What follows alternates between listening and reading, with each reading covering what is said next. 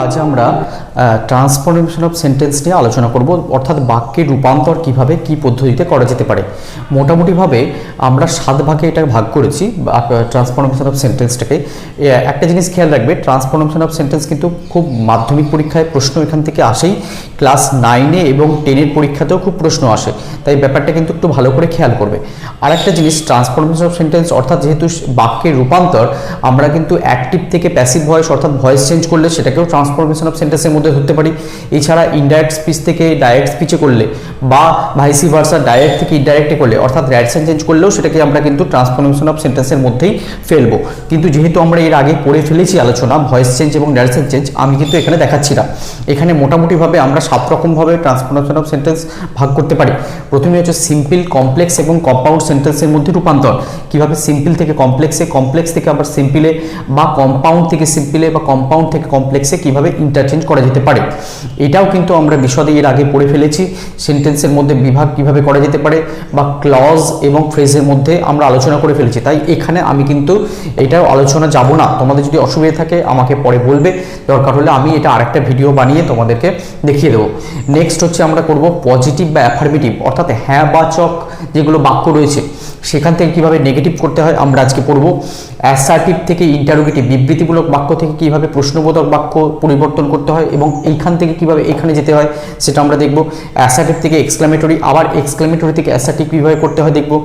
Imperative থেকে interrogative থেকে এবং ইন্টারোগেটিভ থেকে ইম্পারেটিভ কিভাবে করতে হয় দেখব। ডিগ্রি চেঞ্জ অর্থাৎ পজিটিভ ডিগ্রি থেকে কম্পারেটিভ ডিগ্রি এবং কম্পারেটিভ ডিগ্রি থেকে আবার সুপারলেটিভ, আবার সুপারলেটিভ থেকে কম্পারেটিভ, সুপারলেটিভ থেকে পজিটিভ বা কম্পারেটিভ থেকে পজিটিভ কীভাবে করতে হয় সেটাও আমরা ট্রান্সফরমেশন অফ সেন্টেন্সের মধ্যে পড়ছে, সেগুলো আমরা দেখব। এছাড়া parts of speech interchange of parts of স্পিচে কীভাবে নাউন থেকে ভার্ব, ভার্ব থেকে অ্যাডজেক্টিভ কিংবা অ্যাডজেক্টিভ থেকে অ্যাডভার্ব, কীভাবে একটা বাক্যের মধ্যে পার্টস অফ স্পিচের পরিবর্তন ঘটালেও কীভাবে বাক্যের মানেগুলো কিন্তু কোনো পরিবর্তন হচ্ছে না, সেগুলো আমরা দেখব। একটা জিনিস মনে রাখতে হবে, ট্রান্সফরমেশন অফ সেন্টেন্স কিন্তু শুধুমাত্র ধরো পজিটিভ থেকে নেগেটিভ করে দিলে কিন্তু হবে না, মানেটা কিন্তু এক রাখতে হবে, অর্থাৎ বাক্যের কোনো অর্থগত যাতে পরিবর্তনটি না হয়, বাক্যের অর্থগত যেটা মানে যেটা আছে সেটা যেন একই থাকে, সেটা আমাদের কিন্তু খেয়াল রাখতে হবে। আজকে এই ভিডিওতে আমরা পজিটিভ বা অ্যাফার্মেটিভ থেকে নেগেটিভ, অ্যাসার্টিভ থেকে ইন্টারোগেটিভ বা ইন্টারোগেটিভ থেকে অ্যাসার্টিভ এবং অ্যাসার্টিভ থেকে এক্সক্লামেটরি এবং এক্সক্লামেটরি থেকে অ্যাসার্টিভ, এই 3টি জিনিস কিন্তু আমরা আলোচনা করব, এই 2, 3 এবং 4 নম্বর পয়েন্টটা ভালো করে তোমরা দেখে নাও। প্রথমে আমরা আলোচনা করছি পজিটিভ বা অ্যাফার্মেটিভ থেকে নেগেটিভ। দেখো এবার আমরা প্রথম চলে এসেছি, প্রথম ট্রান্সফরমেশন অফ সেন্টেন্সের প্রথম ধাপটা পজিটিভ বা অ্যাফার্মেটিভ সেন্টেন্সকে কিভাবে আমরা নেগেটিভ সেন্টেন্সে করতে পারি, কিংবা নেগেটিভ সেন্টেন্স বা নাবাচক সেন্টেন্সকে কিভাবে হ্যাঁবাচক সেন্টেন্সে রূপান্তরিত করতে পারি খুব সহজেই। একটা জিনিস মনে রাখতে হবে, বারবার আমি বলে দিচ্ছি, কোনো রকম অর্থ যেন একই থাকে, বাক্যগুলোর অর্থ পরিবর্তন করলে কিন্তু হবে না। প্রথম যেটা আমরা যে পদ্ধতিতে করতে পারি সেটা হচ্ছে নট বা নো প্লাস অপোজিট ওয়ার্ড আমরা যোগ করতে পারি যখন নেগেটিভ সেন্টেন্স তৈরি করব। উদাহরণ দেখো, দি ম্যান ইজ পুয়ার, এটা তাহলে পজিটিভ সেন্টেন্স আছে। হ্যাঁবাচক সেন্টেন্সে কেন হ্যাঁবাচক সেন্টেন্স? এর মধ্যে কোনো নাবাচক কোনো শব্দ নেই। লোকটি গরিব, তার মধ্যে কোনো নাবাচক শব্দ নেই, অর্থাৎ একটা হ্যাঁবাচক শব্দ, অর্থাৎ অ্যাফার্মেটিভ বা পজিটিভ সেন্টেন্স। এইটাকে আমরা নেগেটিভ সেন্টেন্সে করব। তোমরা কীরকম করে ভুল করো দেখো, বলে দিচ্ছি। দি ম্যান ইজ পুয়ার এটাকে নেগেটিভ সেন্টেন্সে তোমরা করে দাও দি ম্যান ইজ নট পুয়ার।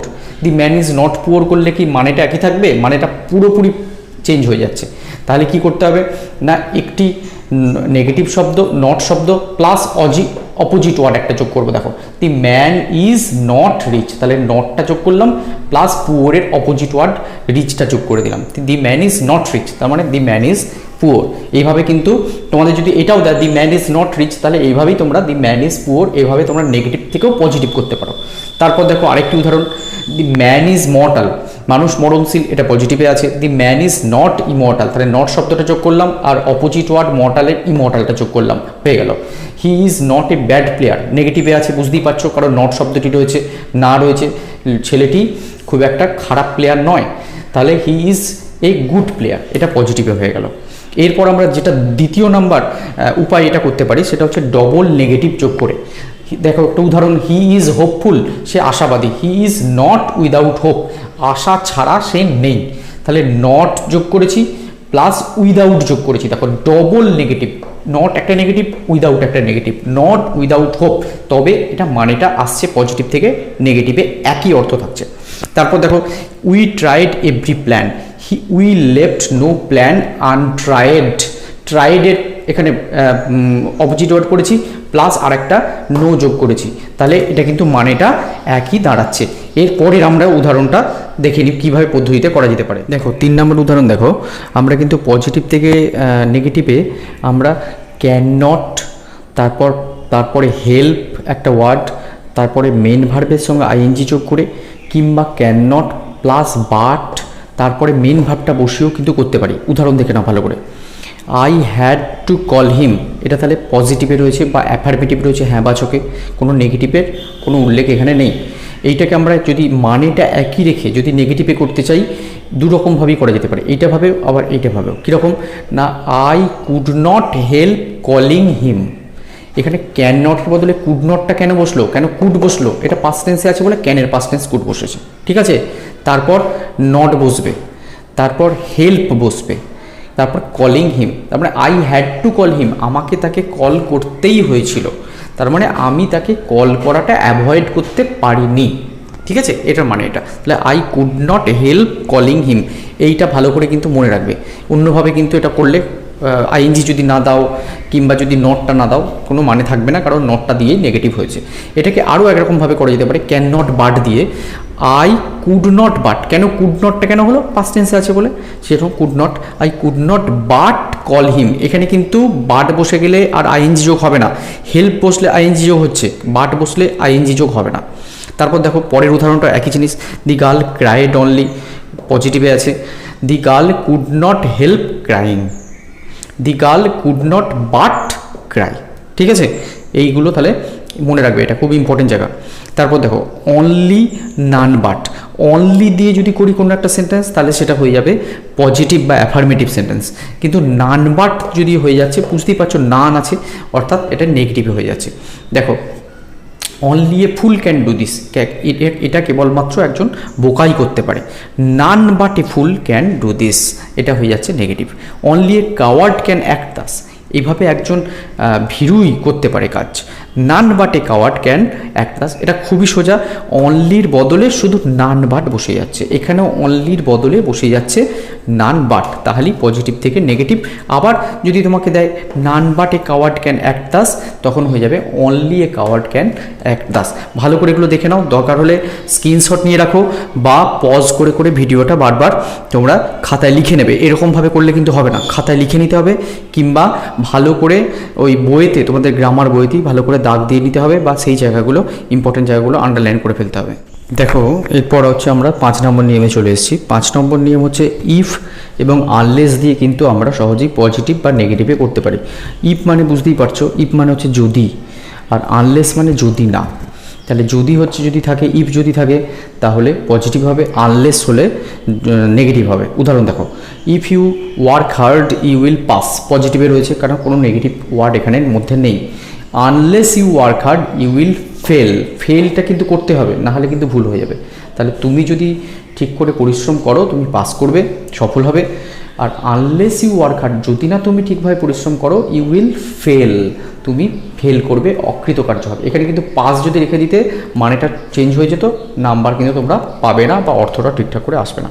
পরের নিয়ম দেখো, স্টেটমেন্ট বা কোশ্চেনে, অর্থাৎ বিবৃতিমূলক বাক্যটাকে যদি আমরা কোশ্চেনে করে দিই কিংবা কোশ্চেন থেকে স্টেটমেন্টে করে দিই, তখন থেকেও কিন্তু আমরা চেঞ্জ করতে পারি এই পজিটিভ বা নেগেটিভ দুজনের মধ্যে। Can I ever forget you, এটা পজিটিভে রয়েছে কারণ কোনো নেগেটিভ ওয়ার্ড নেই। আমি কি তোমাকে কোনোদিন ভুলতে পারি, পজিটিভে আছে। I can never forget you, এটা হচ্ছে নেগেটিভে, অর্থাৎ এভারটাকে আমরা নেগেটিভ করে দিয়েছি, এভারটা নেভার করে দিয়েছি, প্লাস ইন্টারোগেটিভ সেন্টেন্সটা অর্থাৎ কোশ্চেনটাকে আমরা অ্যাসার্টিভ সেন্টেন্স বা স্টেটমেন্টে করে দিয়েছি। দেখো তারপর every mother loves her child, প্রত্যেকটা মাই তার সন্তানকে ভালোবাসে, তাহলে এটা পজিটিভে রয়েছে কারণ এখানের মধ্যে কোনো নেগেটিভ ওয়ার্ড নেই। তারপরে which mother doesn't love her child, এটা একসঙ্গে ইন্টারোগেটিভ হলো প্লাস নেগেটিভ হলো। আমরা যখন পরবর্তীকালে যখন আমরা এই ট্রান্সফরমেশন সেন্টেন্সের মধ্যে যখন অ্যাসার্টিভ থেকে নেগেটিভ কিংবা অ্যাসার্টিভ থেকে যখন আমরা ইন্টারোগেটিভ বা ইন্টারোগেটিভ থেকে অ্যাসার্টিভে করবো, ঠিক এরকমভাবে আমরা পরে আরও দেখব উদাহরণ। তাহলে which mother doesn't love her child, এটা হয়ে গেল নেগেটিভ প্লাস ইন্টারোগেটিভ। পরের দেখো 7 নম্বর নিয়ম, অলওয়েজ এবং নেভার এই দুটোকে আমরা ইউজ করেও কিন্তু এই পজিটিভ বা নেগেটিভ করতে পারি। It always pours when it rains, এটা তখনই ভরে, সবসময় ভরে যখন বৃষ্টি হয়। পোর মানে ভরা। It never pours without rain, বৃষ্টি ছাড়া কিন্তু এটা কখনোই ভরে না। তাহলে অলওয়েজ এবং নেভার দিয়ে কিন্তু আমরা সহজেই পজিটিভ এবং নেগেটিভটা করতে পারছি, নেগেটিভ নেভার দিয়ে এবং অলওয়েজ দিয়ে করতে পারছি আমরা পজিটিভ। এরপর দেখো আমরা কিন্তু টু বা সো দ্যাট ব্যবহার করেও আমরা পজিটিভ থেকে নেগেটিভ বা নেগেটিভ থেকে পজিটিভ করতে পারি। টু এর মানে হচ্ছে এত যে, সো দ্যাট মানেও তাই এত যে। টুটা আমরা ব্যবহার করব পজিটিভ সেন্টেন্সের ক্ষেত্রে বা অ্যাফার্মেটিভ হ্যাঁবাচক সেন্টেন্সের ক্ষেত্রে, আর সো দ্যাট এত যে সেটা আমরা ব্যবহার করব নেগেটিভ সেন্টেন্সের ক্ষেত্রে। উদাহরণ দেখে নাও, he is too weak to walk, এত দুর্বল যে সে হাঁটতে পারে না। এর মধ্যে কিন্তু নেগেটিভটা লুকিয়ে আছে, কিন্তু যেহেতু এটা নট ওয়ার্ডটা বা এরকম কোনো শব্দ নেই, সেজন্য সেটা পজিটিভ সেন্টেন্স। এটাকে নেগেটিভ করতে গেলে টুটাকে উঠিয়ে দিতে হবে এবং সো দ্যাট ব্যবহার করতে হবে। He is so weak that he can not walk, এই যে ক্যান নট শব্দটা রয়েছে সেই জন্য হয়ে গেল এটা নেগেটিভ সেন্টেন্স। সো দ্যাট এটা দেখবে, খেয়াল করো, তোমাদের মনে করে দেখো, এটা কিন্তু আমরা সিম্পল সেন্টেন্স থেকে কমপ্লেক্স সেন্টেন্স করার সময় ঠিক একই উদাহরণ করেছিলাম। অর্থাৎ টুটা কিন্তু সিম্পল সেন্টেন্সের উদাহরণ এবং সো দ্যাটটা হচ্ছে কমপ্লেক্স সেন্টেন্সের উদাহরণ। তাহলে এটা সিম্পল, এটা যদি দিয়ে দেয় যে এটাকে কমপ্লেক্সে করো, একইভাবে করতে হবে। এই কমপ্লেক্সটা দিয়ে যদি বলে সিম্পলে করো, তাহলে টু ব্যবহার করে করতে হবে। তারপর দেখো উদাহরণ, she was too honest to lie, এতই সে সৎ যে সে মিথ্যা কথা বলতে পারে না। C was so honest that C could not লাই, এখানে কুড নটটা কেন হয়ে গেল না, এটা পাস্ট টেন্সে আছে বলে ক্যান নট না বসে এখানে কুড নট বসলো। এত সৎ যে মিথ্যা কথা সে বলতে পারে না। এরপর দেখো as soon as no sooner, পরীক্ষায় কিন্তু এই দুটো উদাহরণ খুব পরীক্ষায় পড়ে তোমাদের। অ্যাজ সুন অ্যাজ বা নো সুনার মানে হচ্ছে যেই না ঘটলো ঠিক তখনই আরও একটা ঘটছে, অর্থাৎ ঠিক একদম পাশাপাশি কয়েক মুহূর্তের পর কিন্তু দুটি ঘটনা ঘটছে। অ্যাজ সুন অ্যাজ আমরা যখন ব্যবহার করব তখন সেটা পজিটিভ সেন্টেন্সের উদাহরণ, এবং নো সুনার যখন আমরা ব্যবহার করব, বুঝতেই পারছো নো শব্দটি রয়েছে, অর্থাৎ এটি নেগেটিভ সেন্টেন্সের উদাহরণ। দুটোই কিন্তু কমপ্লেক্স সেন্টেন্স। আচ্ছা, একটা উদাহরণ দেখো, as soon as he saw the tiger he fled, যেই না সে বাঘটাকে দেখলো সে ছুটে পালালো। তাহলে এটাকে আমরা কীভাবে করব, নো সুনার প্রথমেই বসাতে হবে ডিড হি সি, সটাকে আমরা এরকম করে নিয়ম তোমরা জানো, কমপ্লেক্স সেন্টেন্স করার সময় তোমাদেরকে করেইছিলাম, ডিড হি সি করতে হবে, কিংবা হ্যাড হি সিন করতে হবে। যেহেতু এটা পারফেক্ট টেন্স হয়ে যাবে, হ্যাড বসালে এখানে সিন করতে হবে ভার্বের থার্ড ফর্মটা। The tiger then he fled, দেন শব্দটা বারবার বলেছিলাম মনে রাখতে, এখানে কিন্তু তোমরা বেশিরভাগ সময় ভুল করে দেন বসিয়ে দাও, দেন, কিন্তু এটা দেন হবে। যেই না সে টাইগার দেখেছিল অমনি সে পলায়ন করেছিল।